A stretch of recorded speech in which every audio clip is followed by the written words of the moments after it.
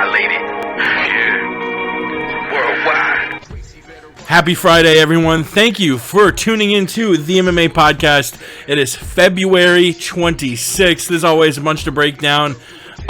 What a week, man. This past weekend, we had a wild card. It was Kimbo versus Dada. What many are calling maybe the worst fight ever. Dada almost dies. And then we had Hoist versus Shamrock, which was shrouded in its own controversy. We had Cowboy versus Cowboy. Huge news. Nate Diaz in to fight Conor McGregor. A card this weekend featuring Anderson Silva and Mike Bisping. I'm ready to do it. Let's do it, people.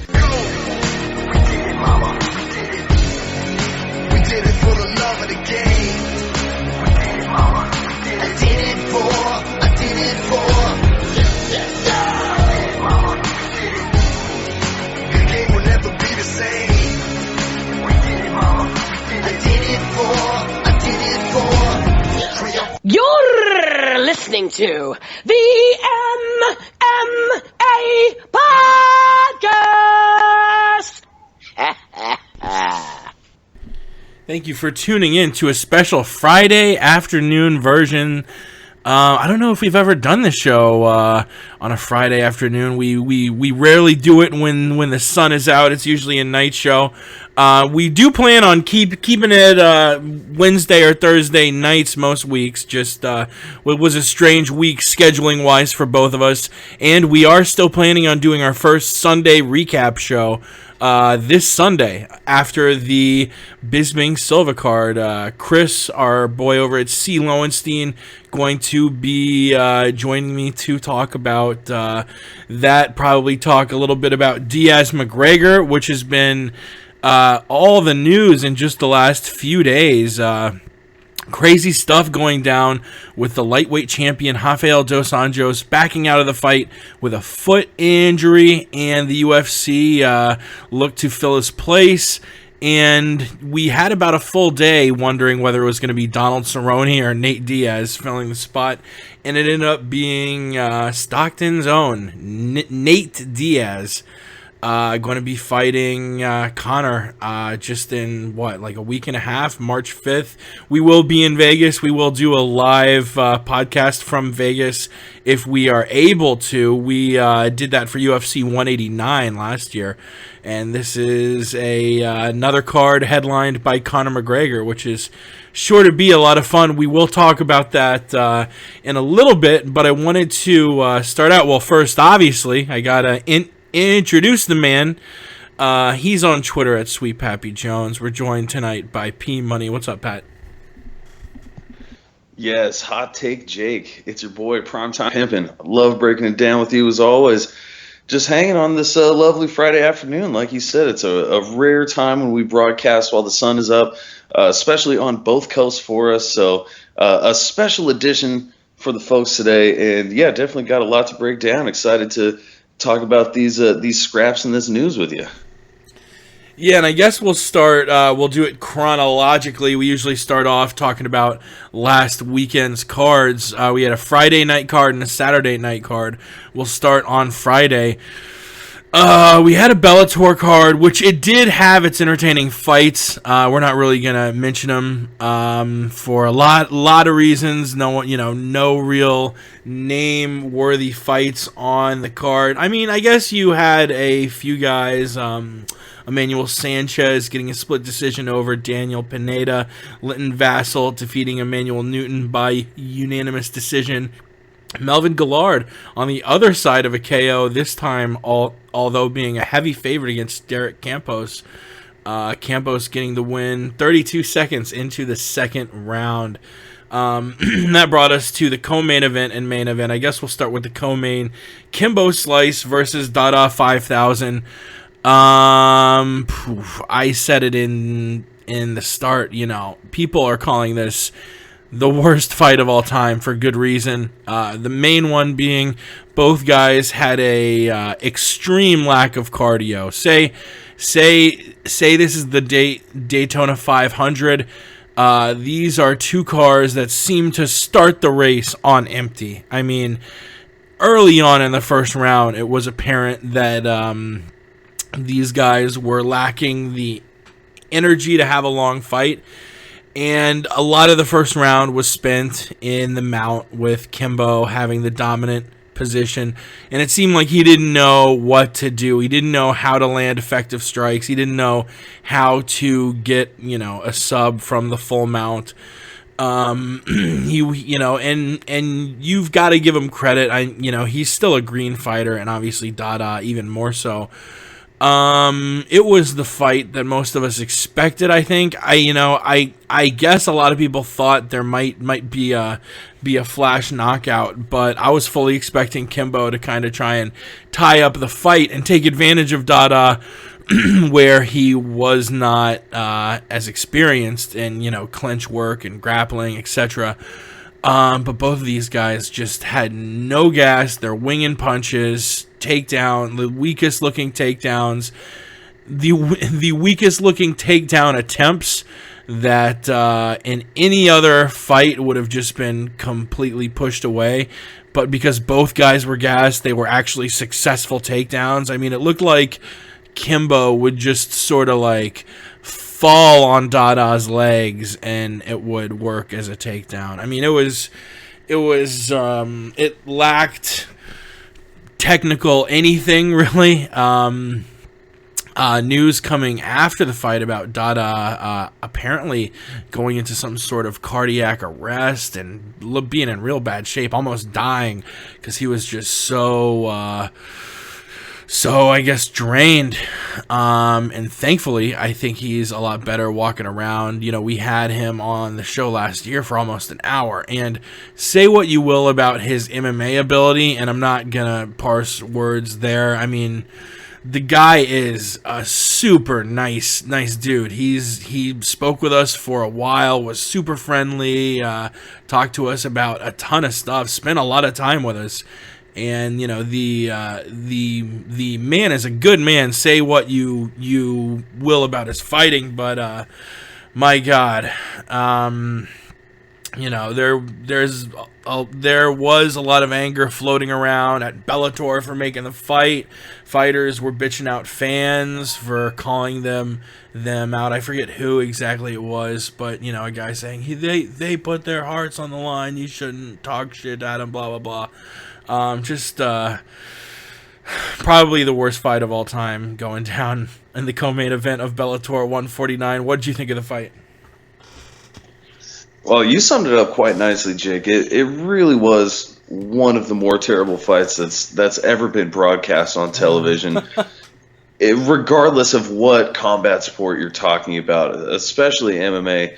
And I know Pat Barry specifically was on Twitter and Instagram, and he was very vocal for the support of Kimbo Slice and Dada 5000. And really, I don't know that anybody is necessarily even faulting them. The thing is that Viacom and Bellator put this fight together. It's not, of course, Kimbo and Dada 5000, they put it all out there. They did give their everything. But the thing about it is their everything, they are best known for being street brawlers, for their fights on YouTube, not their fights in the cage. Their fights on YouTube is what got the views and what piqued the interest to see them in the cage. But what they do versus the reality of high-level mixed martial arts is two different things. And it's, God bless them, they gave their best, but it is the fault of Viacom and Bellator for putting this fight together on the co-main event of a nationally televised card. It really has no business being there as a legitimate mixed martial arts fight. And it's not a slight to the fighters themselves. I mean, they could be on a smaller promotion or, a smaller promotion somewhere just further down on the card, maybe have them opening up the card, let's say. UFC tends to do that with some of their broadcasts, especially with the pay-per-view. They'll put a big fight to kick off the card and kind of set the tempo. Could have placed it there. Just really not deserving of the co-main event spot. Very sad what happened to Dada 5000 as well. I mean, they said he had 3 months to lose 40 pounds. And, there was just who knows what really happened. They said he passed a lot of different tests with the athletic commission. So unfortunate situation. And I think really, while Pat Barry would like you to think that highlights the heart that these fighters have, which it does, because certainly Dada did not quit at any point during that fight, not willingly. He fought to failure. And it's just sad that it came to that, and that was put on national TV, because there should not be athletes that are even that close to that poor of conditioning to where that's even a possibility after a fight. Yeah, man, morally, I agree with what you're saying, and I think more skilled fighters have earned the spot and everything. But I'll play devil's advocate here. Bellator is a business. And yes, one thing they definitely want to do is keep everything ethically sound and, give fighters what they earn, et cetera, et cetera. But it's a business, and the number one thing they're trying to do is make money. And the way they make money is getting more views, obviously, to sell ads. And ads are where a majority of the money is going to be coming in from. That, ticket sales, et cetera, et cetera. I think Kimbo Dada peaked out at 3.3 million views. A ton of people watched this fight. A ton of people. My Twitter was blowing up. Probably the most I've seen it all year so far. No other UFC event, no other anything. And there have been good-ass fights. There were more people talking about this fight on my Twitter than there were talking about TJ Dillashaw and Dominic Cruz, which is absolutely fucking insane, but it's true. So Bellator, you are in the business of making money, and this fight probably made them a lot of money. I don't think you can ethically put the fight on again, even though people would probably watch again just to make fun of them. But, playing devil's advocate here, Bellator made a shitload, man. No, they certainly did, and I think that's just one of the issues with the overall state of this country, Jake. It's a lot of people are very quick to with the world. God damn it, with humanity. It's all about the bottom line. Deep. It's all about the dollar. They are in the business of X, Y, or Z. Bellator's in the fight business. That's all well and good. Make your money, make your profit. There are ways to ethically run businesses. Everybody likes to have some good heat with their promotion. Look at Ronda Rousey, what she was doing, let's say. She was, kind of had the Diaz kind of anti-hero vibe going on, if you will. She kind of played both sides of the coin there, and she brought tons of views. Everybody loved watching her. Everybody gathered to watch her fight. She brought in the big numbers, and then as soon as she got knocked out, everybody was so stoked. There were tons of people, just lots of sour grapes floating around. And the thing is people, on one hand, they say, oh, well, we want someone that talks the talk, and, they want to, you have to hype up the fight. This is the fight business. You got to make the money. You got to talk trash to sell the fights. And then you have a person like Ronda Rousey who goes and does that. And she's talking the talk and walking the walk. And then she gets knocked out. And every slack-jawed yokel comes out of the woodwork saying, oh, I'm glad to see her getting taken down a notch.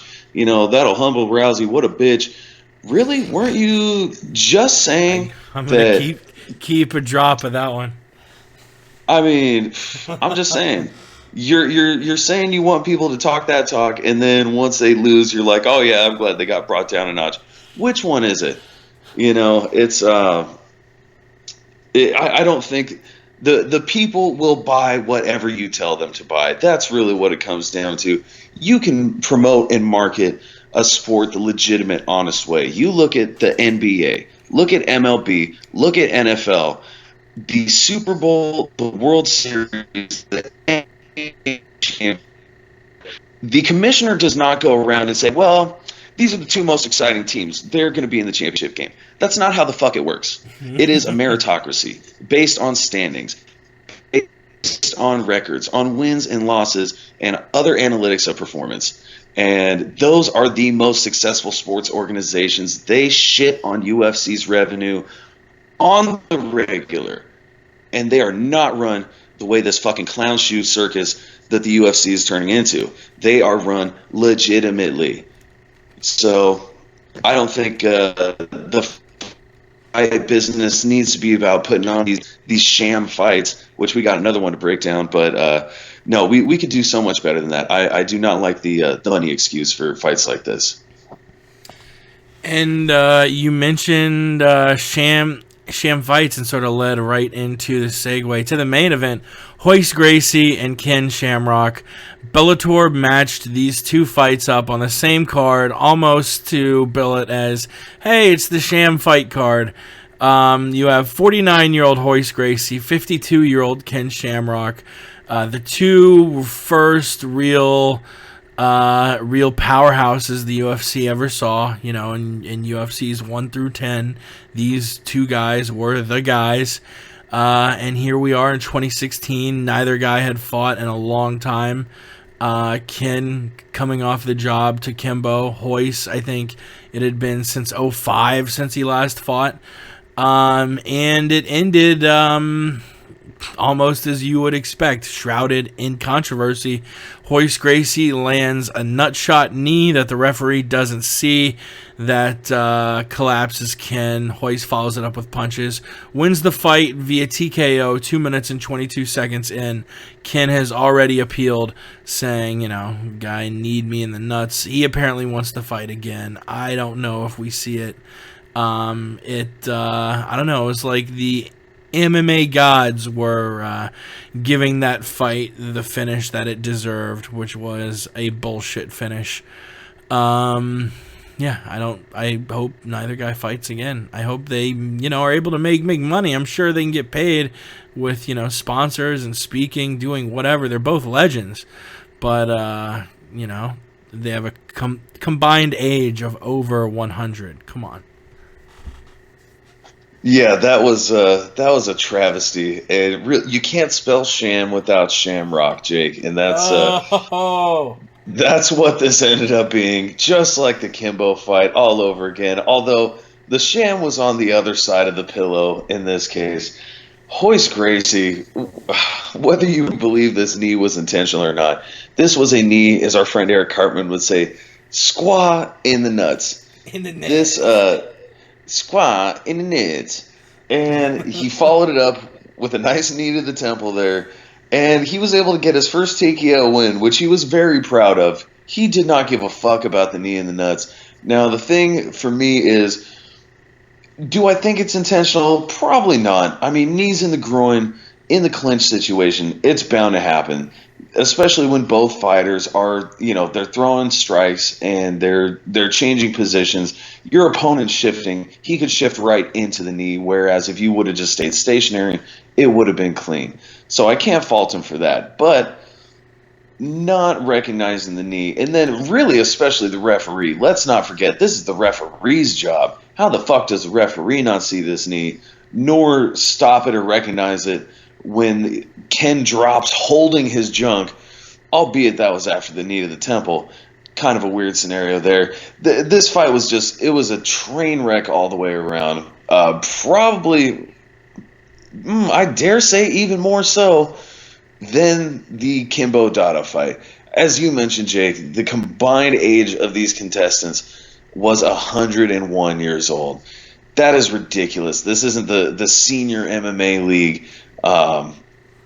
They're picking up fighters from the bingo halls these days. I mean, that's what it's going to turn into. Every other event's at Pachanga or the fucking Golden Sun Casino or something like that.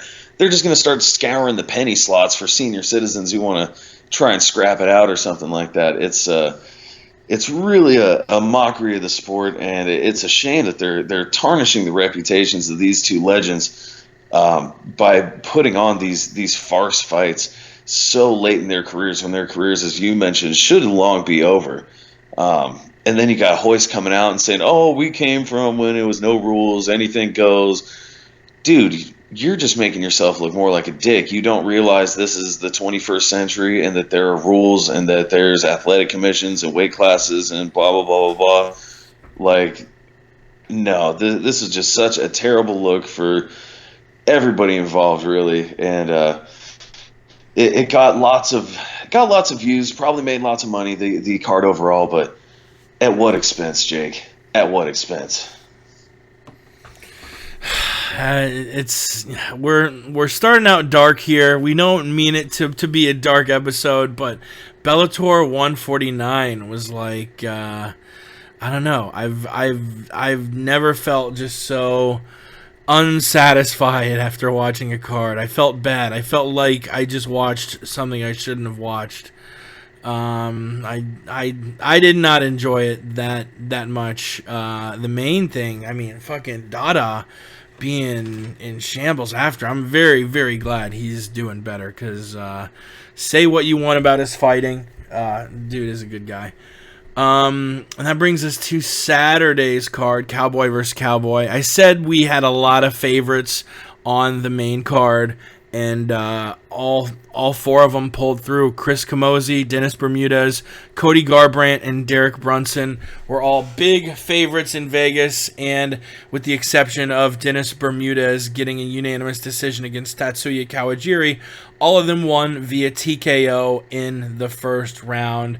Camozzi 26 seconds in with knees, Garbrandt 4 minutes and 18 seconds in with punches, and Derek Brunson 2 minutes and 38 seconds into the first round, defeating Rowan Carnero. And now, I mean, the guy, do not blink on Derek Brunson. In his last 7 fights, he's 6-1. The only loss coming to Yoel Romero, where he actually gave Yoel a run. It was the fight of the night, and since then he's won 4 straight. So look for a decent opponent at middleweight next up for Derek Brunson. I guess any notes on the rest of the card before we move to the main event? No, definitely thought it was a solid main card for Fox Sports 1. I mean, Camozzi putting out rigs with a sweet combination with the hands, followed by a devastating flurry of knees. Great showing. Bermudez coming back from a rough first round against Kawajiri. And Garbrandt and Brunson, like you mentioned, both living up to the hype, doing good, keeping their hot streaks going. They're both finishing people left and right, and definitely big things seem to be on the horizon for both fighters there. Yeah, and moving on, we had Cowboy versus Cowboy, and this was another first-round finish. Donald Cerrone getting the triangle choke in 2 minutes and 33 seconds into the first round. Took advantage of probably a lack of experience from Alex Oliveira. Cerrone getting back in the win column. Probably had hoped to be getting this fight against Conor McGregor. I mean, maybe, I don't know. I'm curious if he had not fought again so quickly to fight Oliveira, would he have gotten the McGregor fight, having been on a little bit of rest, or at least a little bit more rest like Diaz is on. And I guess that'll be our next topic after we break down this main event. But what did you think about the Battle of the Cowboys this past Sunday at Pittsburgh? Yeah, that's right. I kept saying it was Saturday, but this was a weird Sunday night card. Yeah, a rare Sunday card for the UFC last week. It was a good fight. I mean, Donald Cerrone, like you said, he really took advantage, more likely than anything, of Alex Oliveira's inexperience in the UFC. I mean, he does have some fights under his belt, but just not compared to Donald Cerrone. He's been the most prolific worker. Nobody has put on a pace like Donald Cerrone in UFC history. He's only been in the organization, I don't think it's been 5 years yet, but he's got so many. I really can't even count how many fights he's had in the UFC. He must have had like 20 fights in less than 5 years. I mean, he's averaging at least 4 fights a year, maybe close to 5. So you really, I mean, he lives in the UFC octagon. You can't. That is just such an advantage in and of itself. Like I said in our last show, I do think Cowboy Oliveira has some good potential. He does have some good pieces there, but yeah, Cerrone was just too much, and he got put out with that triangle early. And great showing for Cowboy. And I really wonder if, because he seemed to be in good shape, and for Cowboy, I want to say he seems like a guy that can cut weight fairly quickly. Were you going to say something there, Jake? No, I was muted up. Okay, sound like a little interference there. Must have been on my end. But yeah, Cerrone, he seemed like he could cut the weight to get to 155 in enough time for the fight. Seemed to just be a promotional preference.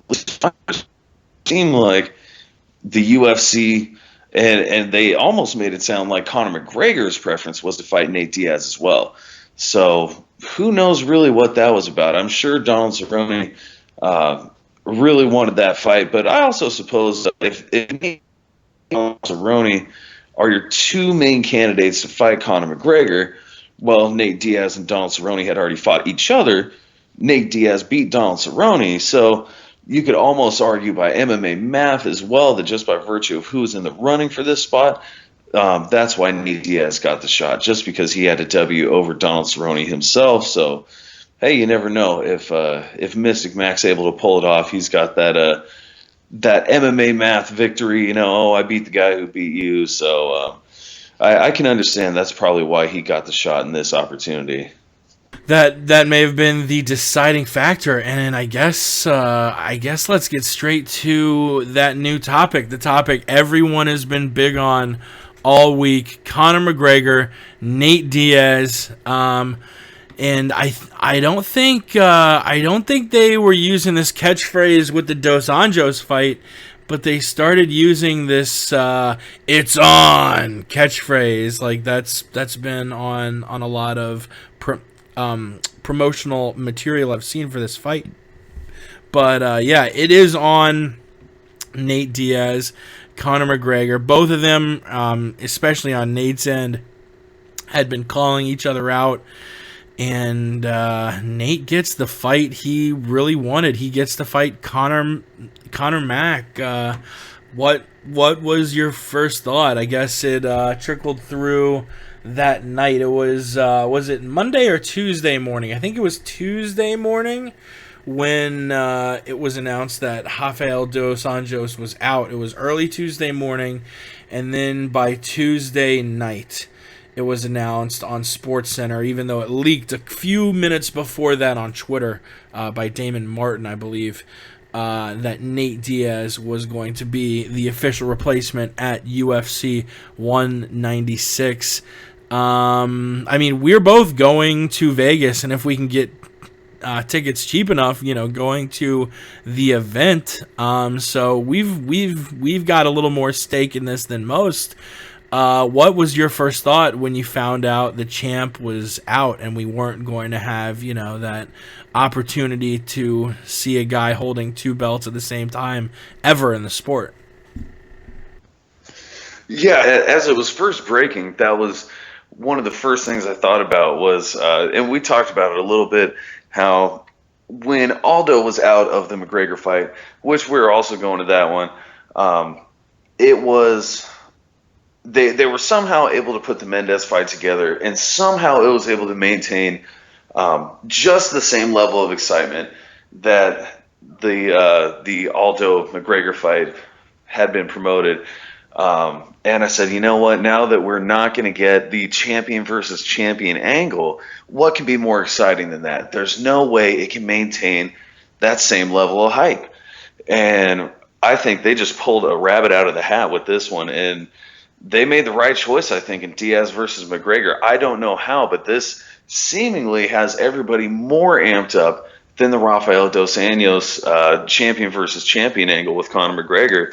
I mean, 200,000 plus people tuned in to watch the pre-fight press conference for Diaz versus McGregor. I was one of them. I was watching that live, and it's crazy what they did with this one. It was a wild announcement. I thought it was going to go to Cowboy myself. Just that's what he does. He steps in on the short notice fights, but man, they put in Diaz, and I did not think they would be able to keep this card at such a high level. But I think they're going to have another blockbuster on their hands with this one. And you mentioned that pre-fight presser between Diaz and McGregor, that the UFC actually did a really good job planning this and putting it on very short notice. I believe it was at the UFC gym in California. Here are the highlights from that presser. I usually during pressers need to stop and say who's speaking before each quote, but I think the listeners will have a pretty easy time being able to differentiate the Irishman, McGregor, and Stockton's own Nate Diaz. We start off with the featherweight champion Conor McGregor. The belt stung for a little bit, the fact that I wouldn't, but really, it doesn't matter what weight divisions or anything, or even what belt is on the line, because really I should create my own belt, because I am in myself my own belt. It doesn't matter weight. It doesn't matter if it's a featherweight, the lightweight, the welterweight. It's the McGregor belt. So that's it. I'm fighting for my own belt. It doesn't matter. I came to fight. They asked me to fight. I said yes from the beginning. So whatever problems they had, I don't know. But I came ready to fight. Any weight class, it didn't matter. So there's no hesitation on my part. I was ready to rock the whole time. I said it months ago. I've been in these big ass shows for hella years before this guy even existed. So it ain't no thing. I don't give a fuck. How's it feel to be a millionaire now? It's nice, right? It's nice, right? Let's be honest. Come on.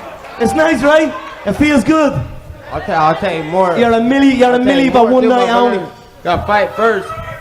I like Nick's little bro, you know what I mean? How can you not like him?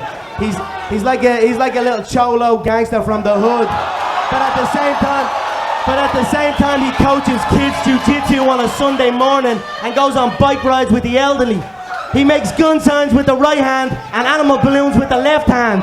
So you're a credit to the community. Fuck you. Fuck you, Bell. I don't give a fuck what you say, motherfucker. Yeah, thugging on mine, motherfucker. What you got? But I'm looking forward to him coming out, and I'll come out too. I come out the trap like a greyhound, like a champion greyhound. I come out at 100 miles an hour, and I don't stop. And I don't stop. Who do you train with? So we'll see what he's about when the bell rings. We'll got no training partners. Let's see. I've got world titles and multi-millions of dollars. You got 20,000 to show your last fight. And little man weight division. And you teach little kiddies. Short weight division. You teach kiddies jiu-jitsu on weight Sunday division morning. Champion. You're a junior infants jiu-jitsu coach. I've been fighting grown-ups Junior for 10 infants years. jiu-jitsu coach, and you teach years. seminars to eat. You have to teach seminars all across the fucking California just to make ends meet. So worry about you. You I'm a fight world midgets. champion, multi-millionaire. You fight midgets. And that's it. You knocked out 3 midgets and you're pumped up. Yeah, and I'm about to knock out a midget. stuffed I'm a real fat-ass little skinny motherfucking Mexican. fighter. Fighting grown-ups Fast all the skinny time. Mexicans about to get stiffened up onto that list too. I am the rule. I'm the only rule in this game, so it doesn't matter weight divisions. Nate said he was ready to fight at any time, but well, he wasn't. He wasn't ready to fight at 155. He wasn't ready to fight at 160, 165. So we give him 170, so... They go every other day. I'm happy to go and do I'm not gonna lose it. no weight over no shit. I don't give a fuck. And I said 155 from the You beginning. didn't take 155 though. You did not take 155. I did too. Initially, You didn't take 155, Nick. Yes, I did. But that's cool. Don't worry about it. Don't Come worry back about it. every Get day. comfortable. They come Get back comfortable. every day. 170. Get comfortable. 170, brother. Yeah, get comfortable. I don't give a fuck. I don't give a fuck I don't give either. a fuck. I don't give a fuck either. Craziness going down at the presser. Conor with a few more gems. I loved the line. Gang signs with the left hand and making balloon animals in the right. He called him a skinny fat cholo. I mean, Conor always bringing it. Diaz did too. You could tell a couple spots where he was a little bit frazzled by the Irishman. But like I said, man, this is going to be 11 days of shit talking. That's going to be glorious. The weigh-in is going to be legendary. This is going to be a fun matchup, man.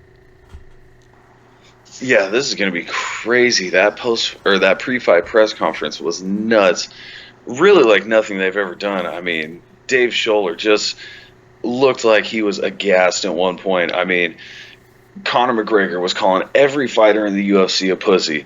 Nate Diaz was saying every fighter in the UFC was on steroids. They're hurling barbs at each other. They're calling out every other fighter in the UFC.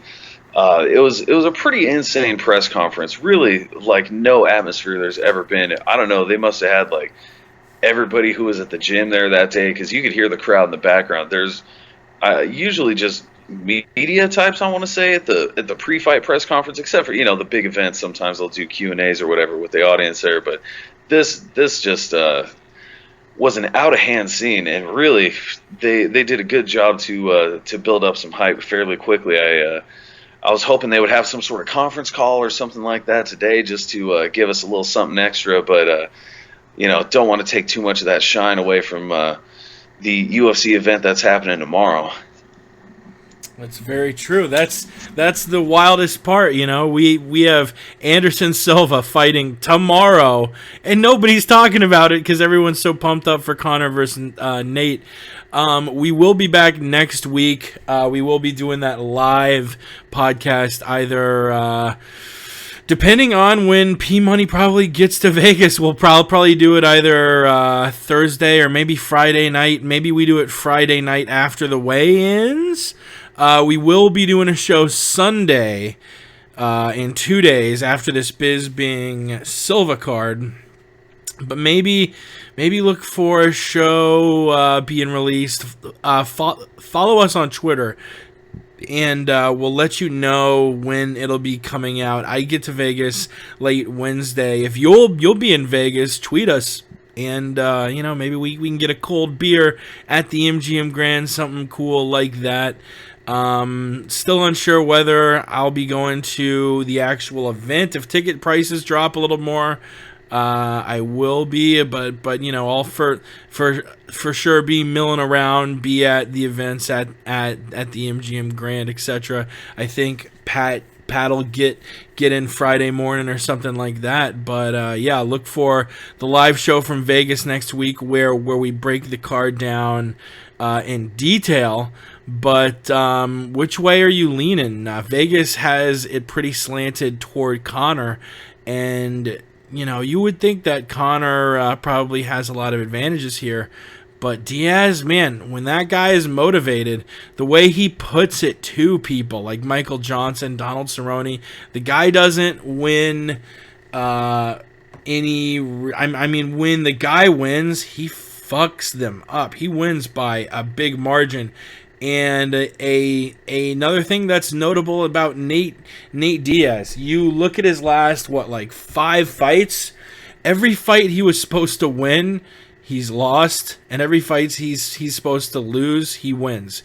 The last 4 fights he was favored, I believe, over Thompson and Dos Anjos, and got his ass whooped, and I believe was an underdog to Maynard and Johnson, and won those fights very convincingly, if I'm not mistaken there. But yeah, I don't know. I'm still leaning Conor, but man, part of me is definitely rooting for Nate Diaz. I want to see the roof blow off the top of the MGM Grand if Nate was able to finish him. That would be crazy. But without breaking it down too in depth, which way are you leaning? Well, Jake, I'm certainly seeing this as more of a coin toss than Vegas is. I mean, I've seen the line anywhere from in the plus 200s to the low plus 300s. And for me, it's got to be a little closer than that, maybe minus 150, plus 150, something along those lines. Gee whiz. Like you said, Diaz has been coming through lately when he's been counted out of fights. Even the Michael Johnson fight. A lot of people were just completely writing him off in that fight, and he came through and put on a vintage performance. So we could certainly see one of those from him. He's got the tools, but my goodness, McGregor has that momentum, but then again, this fight's at 170 pounds. Oh my goodness, there are so many factors that come to play. I'll just say this: I would not bet on this fight unless it was putting money on Diaz. I think the money on Diaz the line on Diaz is so far off. I think it's so much closer than that. I think it's a decent value bet there. But really, I have to give McGregor the slight edge in this one. Slight edge in this one. Yeah, I'm sort of thinking along the same lines. I definitely think Conor is the favorite here, but not as much as a lot of other people are thinking. What are some other bits of news before we get to Saturday's card? Dodson versus Gamburian slated for UFC on Fox 19 in Tampa. Ben Askren going to be fighting on April 15th. That's tax day, right? Going to be fighting on tax day against Nikolai Alexakin for that ONE FC belt. Really the week of news was absolutely dominated by Diaz and McGregor. That brings us to this Saturday's card. Tomorrow's card. It'll be in London. Starts a little bit earlier as it's over in Europe. The prelims start at 12:45 p.m. Eastern. The main card kicks off at 4 p.m. Eastern, 1 p.m. Pacific. And it's not the deepest card. They've put a lot of European talent on it, as to be expected. Some fights that stand out: Francisco Rivera versus Brad Pickett. I mean, essentially the main card. And let me. I'm unprepared here. I don't have all of the lines up. There is a Bellator card tonight with Chick Congo fighting some guy named Vinicius Quiros. Congo, a little bit of a favorite here. We're not really going to go over that card in depth much at all. The Spider card, though, here we go. We have Francisco Rivera minus 150 over Brad Pickett. Tom Breeze, a huge favorite, minus 1,100 over Keita Nakamura. Thales Leites, an underdog to Gegard Mousasi, who's minus 300. Before you get to that Silva Bisping fight, what fights stand out to you? I'm looking forward, actually, to Brad Pickett versus Francisco Rivera. That'll be a bantamweight fight. Pickett versus Thomas Almeida, UFC 189. That was a great fight. I don't think Rivera is necessarily as good as Almeida. So if Pickett goes out there fighting like he did at UFC 189, even though he is the underdog in this fight, I think he might be able to pull it off. Tom Breeze is going to win easily. Gegard should be able to win. He's very good at defeating people that he should defeat, except for maybe that Uriah Hall fight, his most recent fight. But Thales Leites, a dangerous guy, but I think Gegard, the guy's just so technically sound. I don't see Thales being able to finish the fight as shockingly as Uriah Hall was able to. So I will give that one to Gegard. What stands out for you in all of the fights sans the main event? I think even on the prelim card, for being a Fight Pass card, for being an international card, there is some decent talent on here. A lot of these names, especially for the hardcores that watch most of the Fight Pass cards, you've probably seen a lot of these guys fighting on the England cards, on the Sweden cards, things like that. Daniel Omalanchuk versus Jargis Danho. I'm looking forward to that one just because Danho's nickname is the Man Mountain, and that's just a fantastic nickname for a heavyweight fighter. And Daniel Omalanchuk, he came in there looking a little SAWFT soft. And I'm going to be very interested to see how compares to the Man Mountain, Jargis Danho. But as far as actual more relevant fights, Norman Park versus Rustam Habilov. I think that would be a decent fight. Has had a couple setbacks after starting his UFC career hot. He was dominating Benson Henderson in his fight until Benson Henderson out of nowhere was able to get a fourth round rear naked choke. But he was absolutely dominating Henderson from pillar to post. And Norman Park, he's, I want to say, 5-2 with a draw in the UFC. And most of his losses are to very strong grapplers, which Habilov is. I'm favoring Habilov in that fight, but I think that's definitely a noteworthy one on the preliminary card of the Fight Pass card. Wilkinson versus Makwan Amir Khani. I think that should be too. Amir Khani, he's got a lot of hype being thrown on him. Mike Wilkinson beat Amir Khani's training partner in his last fight, so there's a little bit of heat at the weigh-ins trying to draw some hype for their fight. Should be decent, but yeah, the main card portion. Francisco Rivera versus Brad Pickett, tough one to call for me. As you mentioned, Brad Pickett was looking super good against Thomas Almeida, but fell short in that one. He's been losing, quite frankly, to just not the best level of competition. Francisco Rivera is a solid fighter. Tough one to call. I'm thinking Cisco might have the edge in this one. Just has a little bit more left in the tank. As you mentioned, Tom Breeze really should destroy Keita Nakamura. If you saw that weigh-in, I think even Nakamura was just kind of laughing to himself, like, what the hell am I supposed to do against this guy? Tom Breeze, a very talented prospect coming out representing England here. And yeah, Mousasi, I think he should be able to handle Leites. Of course, like you mentioned, that's what we said about Hall. But I really do. I think the striking advantage is much more definitive in Mousasi's favor than it was against Hall. And Gegard is supremely capable on the ground, although that is a strong point of Leites as well. I just think Gegard, he really is, in spite of his setback in his last fight, he's a top talent at middleweight, and even 205 pounds if he were to fight there. So I'm rolling with him in the co-main event over Talis Leites.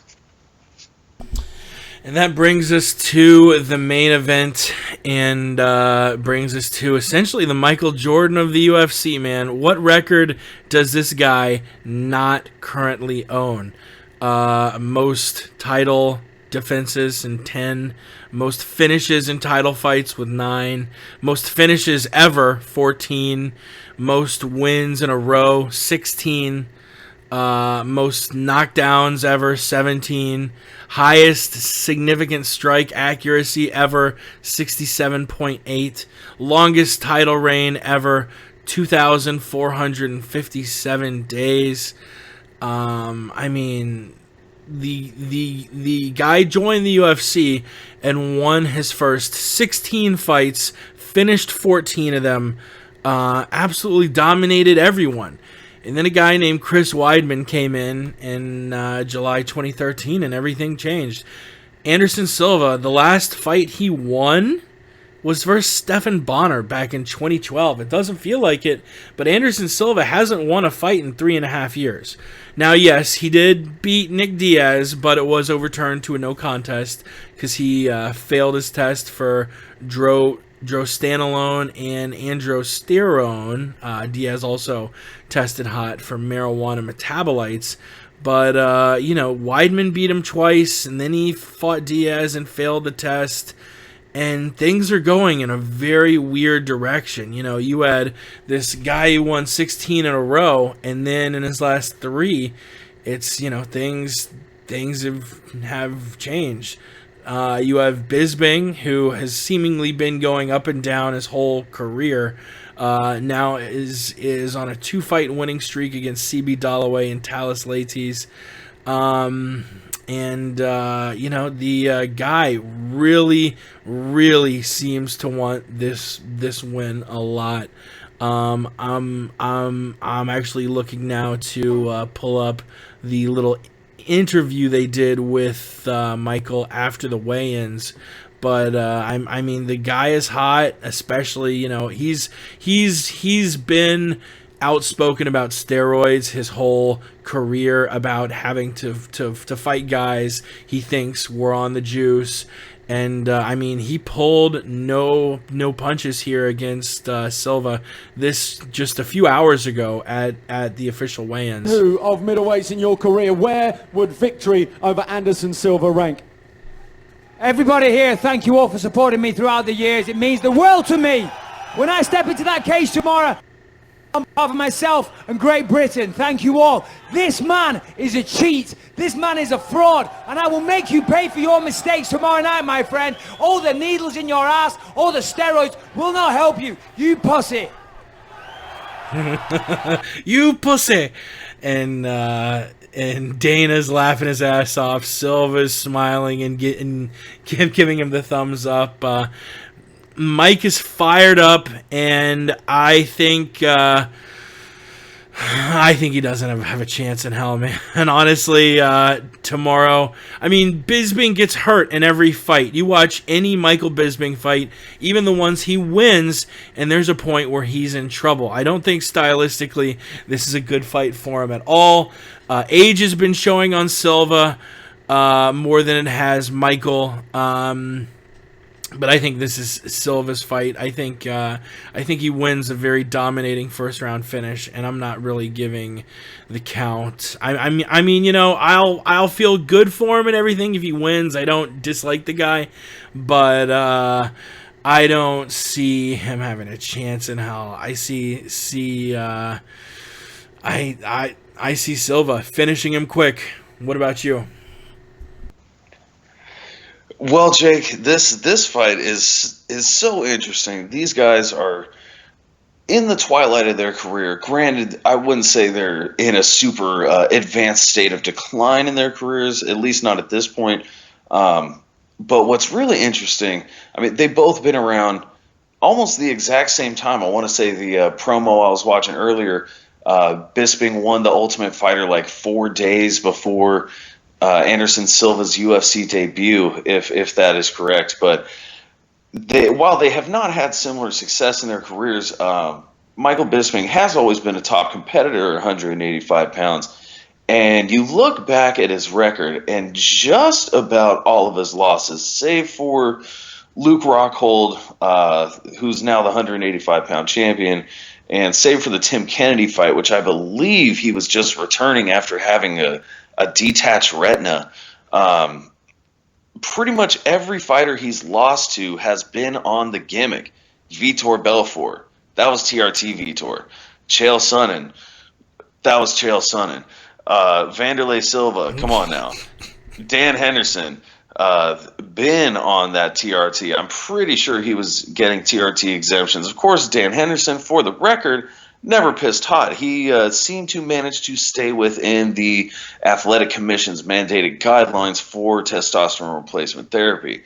However, just worth noting, he was on the testosterone replacement therapy. Aside from that, I mean, his first loss, he was 14-0 going into his fight against Rashad Evans. Granted, probably should have been 13-1 after the Matt Hamill fight. But he could have easily taken that one from Rashad. That was a super close fight. And again, pretty much all of his losses have been to guys on that gimmick. And as it's been recently found out after Anderson Silva's last fight, at least for that fight, if we are so naive to believe he just started juicing for Nick Diaz, that was the fight that made him say, man, I better get on that sauce because Diaz is the guy who's the threat to me. If we are to believe that, either way, he's still been popped for being on that gimmick. So, very interesting. Now we've got the USADA testing. Who knows if it is, I'm not sure if it is USADA actually in, I doubt it would be in London. But hopefully some similar level of testing is going on for this card. But man, and especially Michael Bisping, typically we don't think of English fighters as having the best wrestling, but he does have very serviceable wrestling, especially against opponents who are somewhat deficient. Anderson Silva does have a great jiu-jitsu game, but as far as the actual wrestling component goes, I would dare say Michael Bisping has a solid advantage there, although Silva's no slouch in the takedown defense. I mean, this is going to be a very interesting fight. I would not be surprised if Anderson Silva came out and just starched Michael Bisping like it was the thing to do, like it was one of his joke fights at light heavyweight against Irvin or Griffin or Bonner. But I would also not be surprised if Michael Bisping came out and made a fight out of this one. I'm hoping he does. I'm hoping he at least makes it competitive. If he can get a win, my goodness, that would be quite something. But I've got to go with Anderson Silva, but I would not be surprised if Bisping at least hung in there and made it competitive for a while. And you can watch that fight on UFC Fight Pass tomorrow. I believe that does it for the MMA Podcast 160. Pat, anything you would like to tell them before we send it off into the interweb? Well, Jake, I want to send my sincere love and appreciation to all the fans out there, everybody listening. God bless you. You're the reason we do it. Love breaking it down with you, my man. Hot take, Jake. Looking forward to serving you some more of that good MMA breakdowns that you need ASAP. Hell yeah, man. I'll see you next week in Vegas. As always, you can follow the show at the MMA Podcast on Twitter. Visit us at themmapodcast.com and get the links for iTunes, SoundCloud, YouTube, all that good stuff. Twitter is really the best place, though. Twitter.com/themmapodcast.